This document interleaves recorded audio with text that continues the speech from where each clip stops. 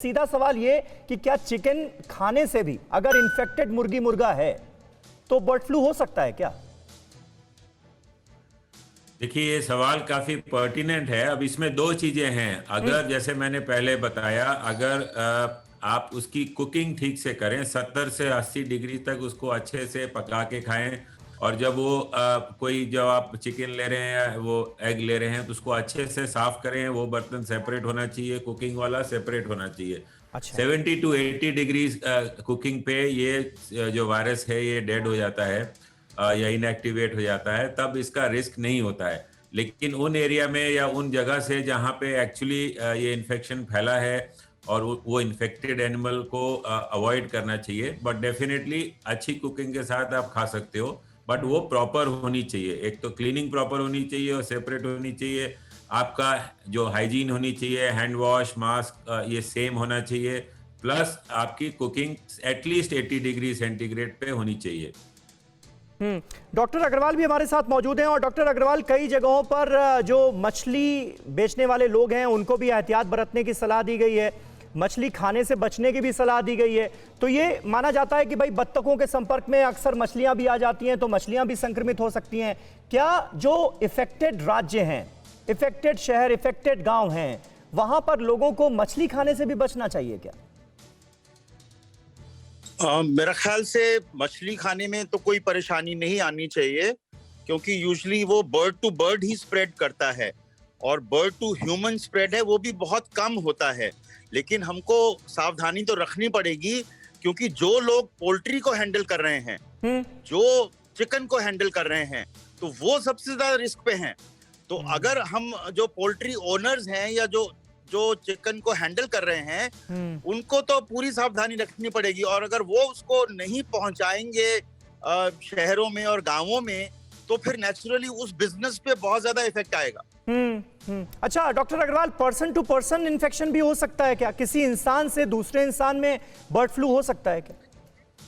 Human to human transmission बहुत कम होता है समीर, लेकिन यस, अगर फ्लू होना शुरू हो जाए तो जैसे जो उसकी सिक्रीशंस हैं, जो नाक से सिक्रीशंस आएंगी, तो उनके जरिए स्प्रेड होने की संभावना बनती है।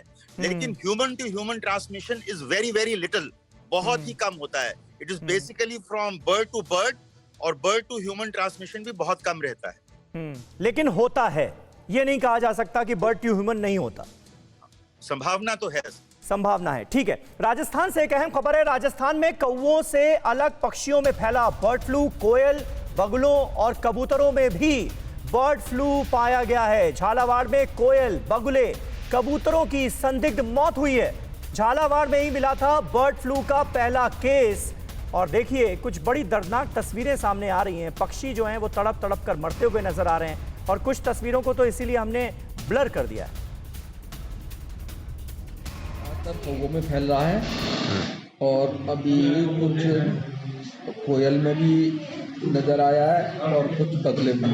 50 पक्षी टोटल उसमें अभी तक मृत्यु हो चुकी है। ये पक्षियों में किसी में भी हो सकता है ये जो बर्ड फ्लू है। जैसे केरल में कई बतखों में नजर आया है। यहाँ पे तो ज़्यादातर हमने जो रिपोर्ट आई है तो कौवों के सैंपल भेजे थे, उनमें पॉजिटिव आया है।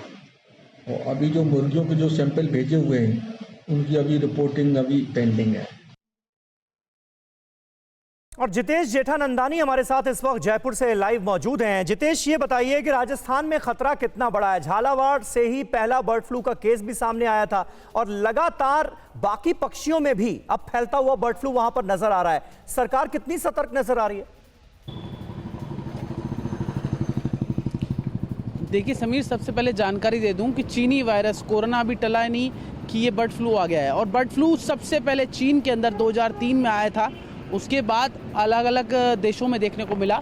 और सबसे पहली जानकारी आपको देखूं, राजस्थान के 3 और शहरों में, जयपुर, बारा और कोटा में भी बर्ड फ्लू की पुष्टि हो चुकी है। जो सैंपल भेजे गए थे वो पॉजिटिव आए हैं। वहीं राजस्थान के मुख्यमंत्री अशोक गहलोत ने कल देर रात सीएमओ में बैठक ली, अधिकारियों से जायजा लिया किस तरह से आपने कंट्रोल रूम स्थापित किया है, क्या बर्ड फ्लू के लिए टोल फ्री नंबर होगा, 181 टोल फ्री नंबर जारी किया गया है। साथ ही आपको बता दूं कि राजस्थान में बीते 24 घंटे के अंदर 200 से ज़्यादा कौवों की मौत हो चुकी है।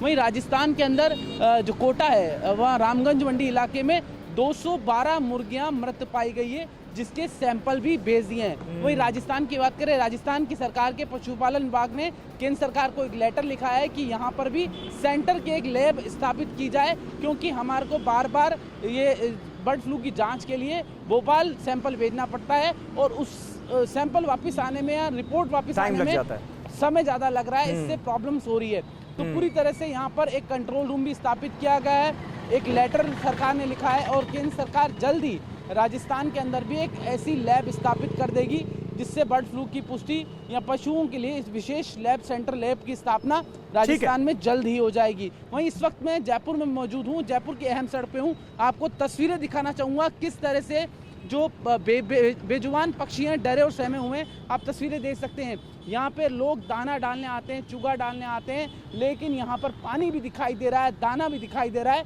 लेकिन यहाँ पर पक्षी कम नजर आ रहे हैं, पक्षी डरे और सहमे हुए नजर आ रहे हैं। चलिए जितेश, बिल्कुल बने रहे आप हमारे साथ। और राजस्थान में हम देख रहे हैं लगातार बर्ड फ्लू का दायरा जो है वो बढ़ता हुआ नजर आ रहा है और यहाँ पर मुर्गियों में, चूजों में, इसके अलावा बत्तखों में, बगुलों में लगातार इस तरह के मामले सामने आ रहे हैं, जिसके बाद प्रशासन काफी सतर्क नजर आ रहा है।